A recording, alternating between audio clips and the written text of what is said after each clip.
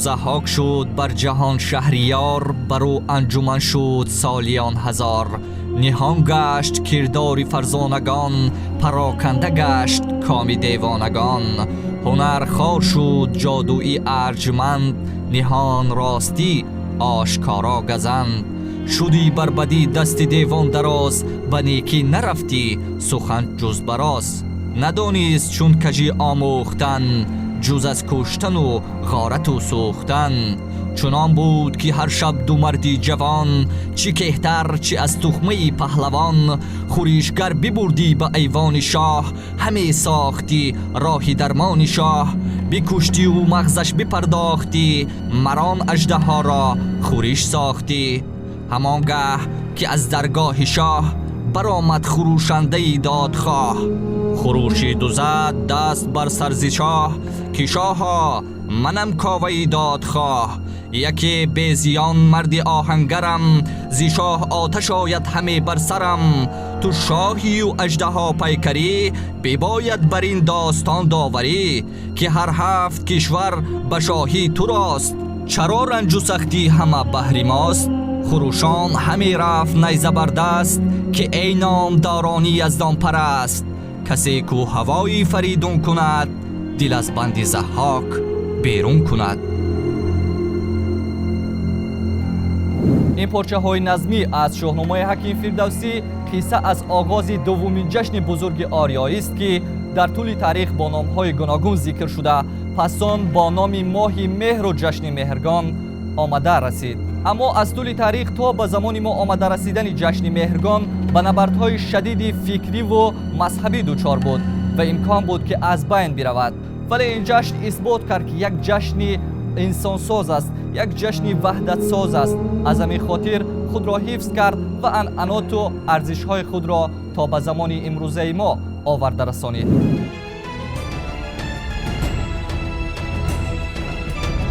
جشن مهرگان از بزرگترین و کهن‌ترین جشن‌های باستانی آریای زمین است. این جشن در دوره‌های گوناگون تاریخی اجداد تاجیکان یا مهمترین و یا دومین جشن بزرگ است پس از نوروز. مهرگان را همچون نوروز باید جشنواره چندین روزه نامید. این جشن در 16مین روز از هفتمی ماه یعنی 196مین روزی سال برابر با 10 مهر ماه در گاه شماری گذشتگانمان برگزار می‌شد و 6 روز به درازا می‌کشید.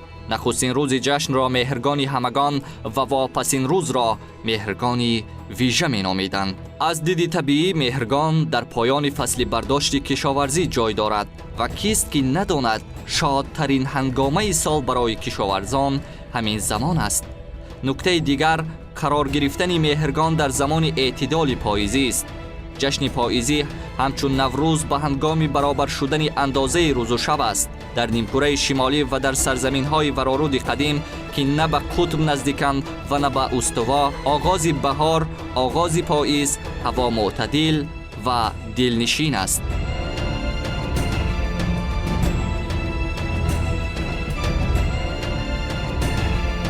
چنانچه از گزارش فردوسی در شاهنامه و اسدی توسی در گرشاسب می آید، زمانی برگزاری جشن مهرگان در آغاز ماه مهر بوده است.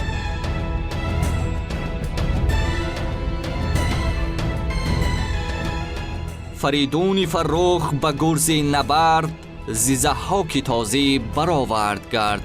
نشست او به شاهی سری ماه مهر، چو در برج شاهین شد از خوش مهر.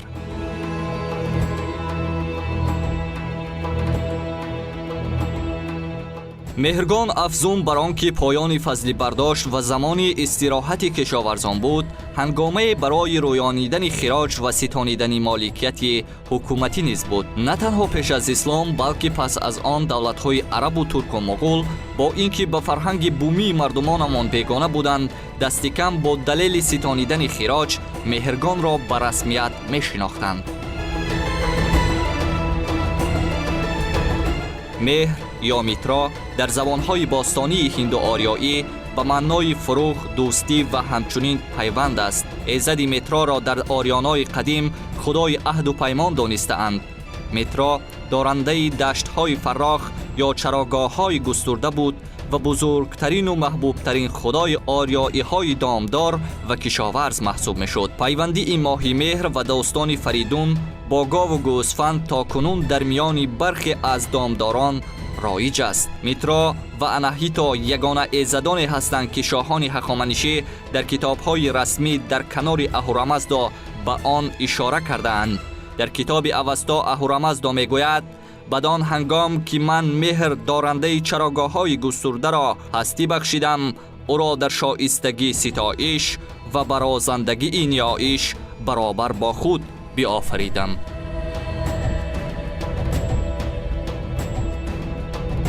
نگارش این جمله در اوستای زردشتی نشان از صلح و همدلی و همبستگی میان اقوام گوناگون آریایی است.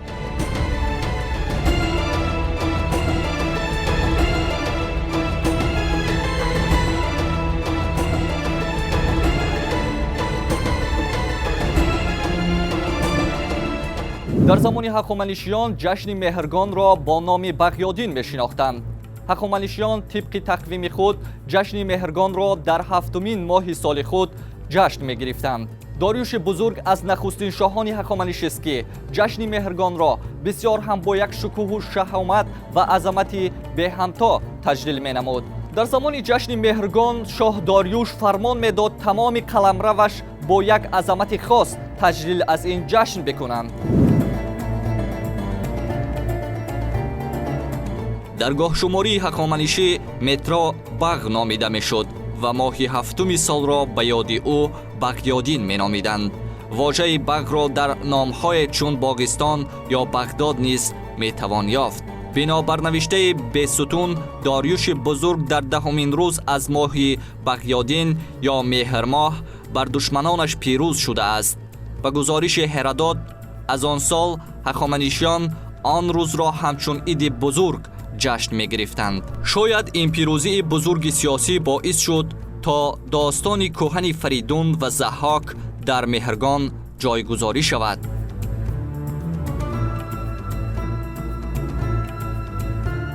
فریدون شاهنامه از بسیاری جهت نماد است برای شاهان هخامنشی چون کوروش و داریوش و همچنین ایزد میتراست.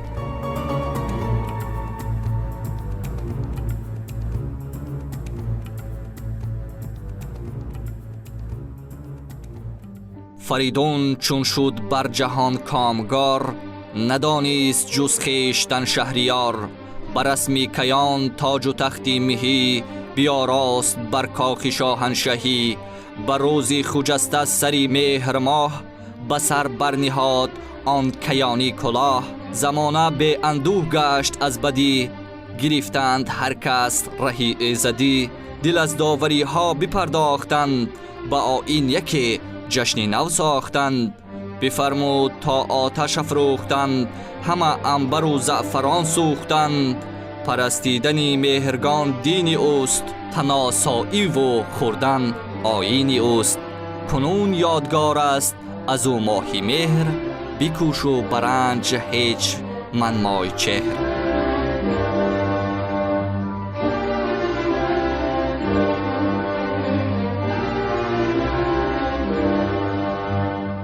پس از گذشت 1000 سال یک روز کم بود که کاوه آهنگر درفش کاویانی برافراشت و میان مردم برآمد و بر ضد ضحاک ماران در نبرد گشت و فرمان روایی را به فریدون سپرد. زمان شاهی فریدون از بهترین دوره‌های حماسه مردمان آریایی در اوستا و شاهنامه و عموما تاریخ است. فریدون فرخ فرشتن نبود، ز مشک و ز عنبر سرشتن نبود. به داد و دهیش یافت مینوی، تو داد و دهیش کن فریدون تویی.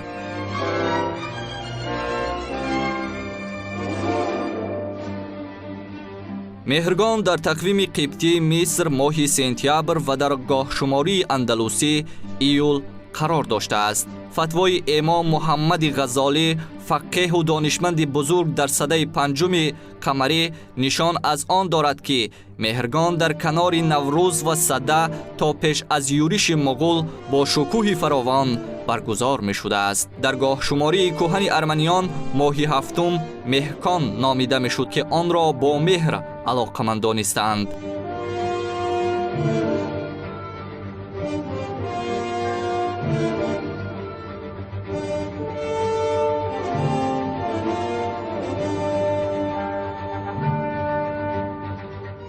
چنانچه از نوشته ها و نگاره ها برمی آید، مردمان در این روز با جامه های ارغوانی برگرد هم می آمدند و در میان خوان یا سفره مهرگانی که از پارچه ارغوانی رنگ تشکیل شده بود گلی همیشه شکفته می نهادند و پیرامون آن را با گل های دیگر آرام می دادند.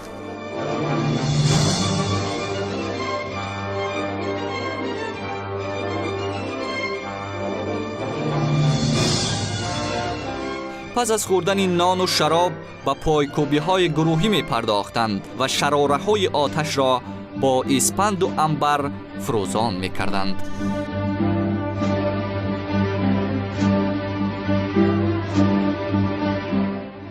جشن پاییزی و پایان فصل درو و کشاورزی، ستایش و نیایش مهر خدای چراگاه‌های گسترده و ایزد پیمان یا داستان پیروزی کاوه آهنگر و فریدون بر ضحاکماران همه و همه بهانه‌هایند برای شادمانی و همبستگی مردمان سرزمین آریانا.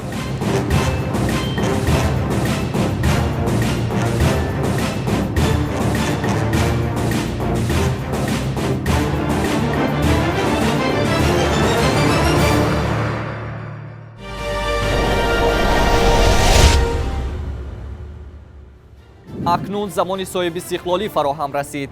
جشن‌های نیاگان از نو زنده گردید. آنها در مرتبه بلند تاریخی خود قید و تجلیل کرده می‌شوند.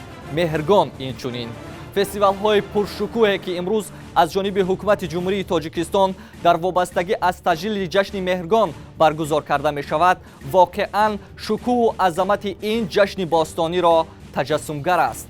این خدمت مردم بزرگی ماست و حکومت جمهوری تاجیکستان در زنده نگاه داشتن عنعنات و جشن‌های بزرگی که یک زمانها به گوشه فراموشی رفته بودند، اکنون آنها زنده اند، اکنون آنها تجلیل کرده می‌شوند، اکنون آنها تبلیغ کرده می‌شوند. این میراث اکنون تا 100 ساله‌های دیگر به مردم ما به میراث گذاشته خواهد شد.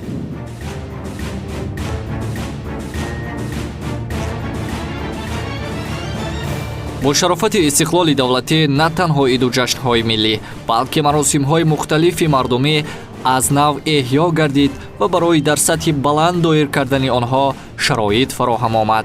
اکنون چند سال است که در تاجیکستان هر سال جشن مهرگان در پیوند استقلال کشور ماه اکتبر تجلیل می‌گردد. در تمام بازارهای ناحیه‌ها، شهرهای و شهرک‌ها مردم دستاوردهای کشاورزی سال روان را به نمایش برآورده، گروه‌های هنری دسته دسته در فضای آزاد ترانه‌سرایی می‌نمایند. محصولات گوناگون کشاورزی برای فروش برآورده می‌شود. با نرخ ارزان مردم برای زمستان خود از این محصولات خرید می‌کنند. همچنین در بعضی ناحیه‌ها و شهرک‌ها نمایش‌های مخصوص تئاتری بخشیده به مهرگان برگزار می‌گردد.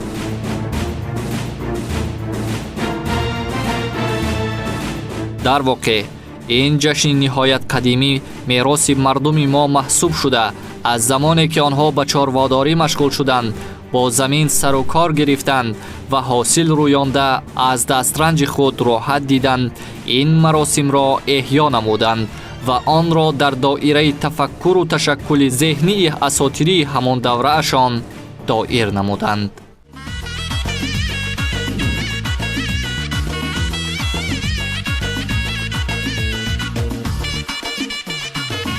با جشن مهرگان استقلال عمری دوباره بخشید و استقبال این روز مبارک کشاورزان مهنت‌قرین با غیرت دوچند زحمت کشیده بهر پیشرفت اقتصادیات دولت تاجیکان سهم ارزنده می‌گذارند.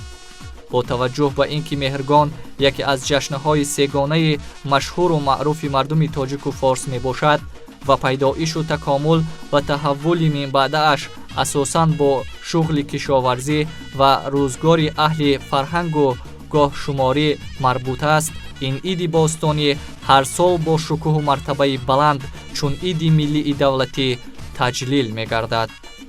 омад хуҷаста меҳргон, ҷашни бузурги хусравон, пурфайз бод хони шумо аз нуру нору арғувон.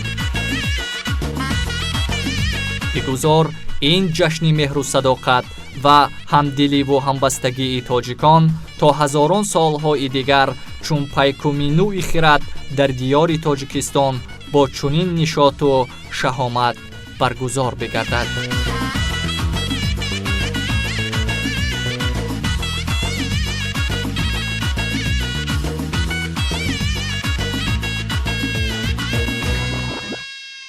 дӯстони азиз, барномаи дар оинаи таърих буд аз таърихи дури ҷашни меҳргон то ба имрӯз. умедворем аз ҷабҳаҳои мухталифи инсонсозу ваҳдатсози ин ҷашн ба худ чизҳои муҳимро гирифтед. то барномаҳои навбатӣ дар оинаи таърих, дӯстдори таъриху тамаддуни худ бошед.